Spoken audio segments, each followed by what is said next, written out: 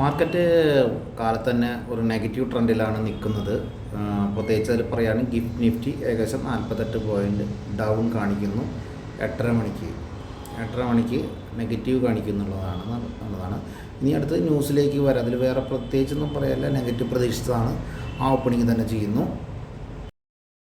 റിസൾട്ടിൻ്റെ കാര്യങ്ങൾ എടുക്കുകയാണെങ്കിൽ HDFC bank നമ്മളൊരു മീഡിയയുടെ ഒക്കെ ഒരു പ്രത്യേകത എന്നുണ്ടെങ്കിൽ പോസിറ്റീവ് ഭയങ്കരമായിട്ട് എക്സ്പ്ലോയിറ്റ് കാണിക്കും. അപ്പോൾ അതുകൊണ്ട് മാത്രമാണ് ഞാൻ അങ്ങനെ പറയുന്നത്. നമ്മൾ നോക്കിക്കഴിഞ്ഞാൽ ഇപ്പോൾ റെഡീഫ് പറയുന്ന പ്രോഫിറ്റിൻ്റെ ഇത് നിങ്ങളൊന്ന് വായിച്ചു നോക്കുക. എന്ന് വെച്ചിട്ടുണ്ടെങ്കിൽ അത് നെഗറ്റീവാണ്. അതിൻ്റെ കൂടെ ബോണസ് കൊടുത്തു, 1:1 ബോണസ് വരാൻ പോകുന്നു. ഇതൊക്കെ ഒരു പോസിറ്റീവായിട്ട് എടുക്കാമെങ്കിലും ഒരു മാർക്കറ്റിനെ സംബന്ധിച്ച് ഒരു എന്താ പറയുക, പ്രതീക്ഷിച്ച റിസൾട്ട് HDFC ബാങ്കിൽ നിന്ന് വന്നില്ല എന്നുള്ളത് മനസ്സിലാക്കുക. ഈ മീഡിയ കവറേജിൻ്റെ മറ്റുള്ള കാര്യങ്ങൾ പറയുമ്പോൾ തന്നെ അടുത്ത കേസും ഇതുപോലെ തന്നെയാണ്. നമുക്ക് റിലയൻസിൻ്റെ പോസിറ്റീവ് കാര്യങ്ങളാണ് കൂടുതലും പബ്ലിക്കായിട്ട് കിട്ടുക. പക്ഷേ എങ്കിലും നമുക്ക് റിസൾട്ട് കലണ്ടർ പറയുമ്പോൾ അതൊരു ഇൻലൈന് താഴെയാണ് റിസൾട്ട് എന്നുള്ളത് ആണ് നമുക്ക് പറയാൻ പറ്റുന്നത്. നിങ്ങൾക്കത് നോക്കിക്കഴിഞ്ഞാൽ മനസ്സിലാക്കാവുന്നതാണ്. റിസൾട്ട് ഒരു സൈഡ് വൈസ്. അപ്പം നമ്മൾ പറഞ്ഞു വരാൻ പോകുന്നത് റിസൾട്ട് കലണ്ടർ എന്താ പറയുക, JSWCയിലൊക്കെ ഒഴിച്ചിട്ട് അല്ലെങ്കിൽ ICICI ബാങ്കിൻ്റെ റിസൾട്ട് ഒഴിച്ചിട്ട് ബാക്കി എല്ലാ റിസൾട്ടുകളും ഒരു മീഡിയം ലെവലിൽ വന്നുകൊണ്ട് തന്നെ മാർക്കറ്റിന് അട്രാക്ഷൻ ഇല്ല. ഒന്ന്. രണ്ടാമത്തെ കേസ് എന്നുണ്ടെങ്കിൽ പുറത്തുനിന്ന് അമേരിക്കൻ മാർക്കറ്റിൽ നിന്ന് അല്ലെങ്കിൽ നമ്മളെ ട്രേഡ് ഡീൽ നടന്നു എന്നുള്ള കാര്യത്തിനും ഒരു ഗ്യാരണ്ടി ഇപ്പോഴും വന്നിട്ടില്ല. അപ്പോൾ അതുപോലെ യൂറോപ്പ് മാർക്കറ്റ് അറിയാലോ, ട്രംപിൻ്റെ താരിഫ് കാരണം ഹാപ്പി അല്ല. അപ്പോൾ ഇങ്ങനത്തെ എല്ലാ കാര്യങ്ങളിലും വെച്ചിട്ട് മാർക്കറ്റ് ട്രെൻഡ് ഏകദേശം നെഗറ്റീവ് കീപ്പ് ചെയ്യുന്നതുകൊണ്ടാണ് ഓപ്പണിംഗ് ഇങ്ങനെ നെഗറ്റീവ് ആവുന്നത്.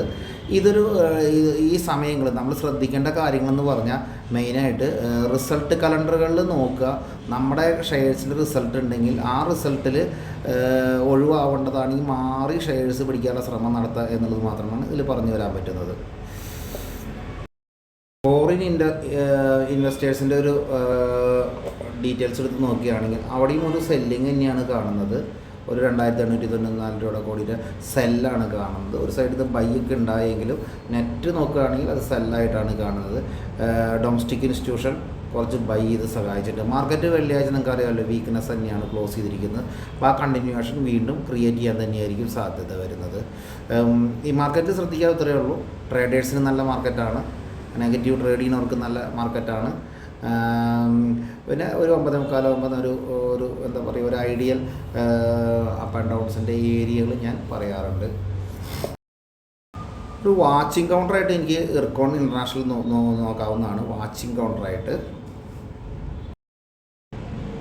JK സിമെൻറ്റ് ഒരു വാച്ചിങ് കൗണ്ടറായിട്ട് തോന്നുന്നുണ്ട്. JK cement. റൈമണ്ട് വാച്ച് ചെയ്യാവുന്ന കൗണ്ടറായിരിക്കും. റൈമണ്ട്. യെസ് ബാങ്ക് ഇൻലൈൻ റിസൾട്ടാണ്. അപ്പോൾ ബേസിക്കലി മാർക്കറ്റിൻ്റെ ട്രെൻഡ് സൈഡ് വൈസ് ആണ്. ട്രേഡിംഗ് മാർക്കറ്റാണ്. മാർക്കറ്റിൽ ഓരോ റിസൾട്ട് വന്നുകൊണ്ടിരിക്കുകയാണ്. അതനുസരിച്ചുള്ള മൂവ്മെൻറ്റാണ് കാണുന്നത്. Okay, thank you. സെയിം ഡേയിൽ ഏർലി മോർണിംഗിൽ ഉണ്ടാക്കുന്ന ഈ വീഡിയോ നിങ്ങൾക്ക് ഇഷ്ടപ്പെട്ടിട്ടുണ്ടെങ്കിൽ തീർച്ചയായും സബ്സ്ക്രൈബ് ചെയ്യുക, അതുപോലെ തന്നെ ഷെയർ ചെയ്യുക. Thank you.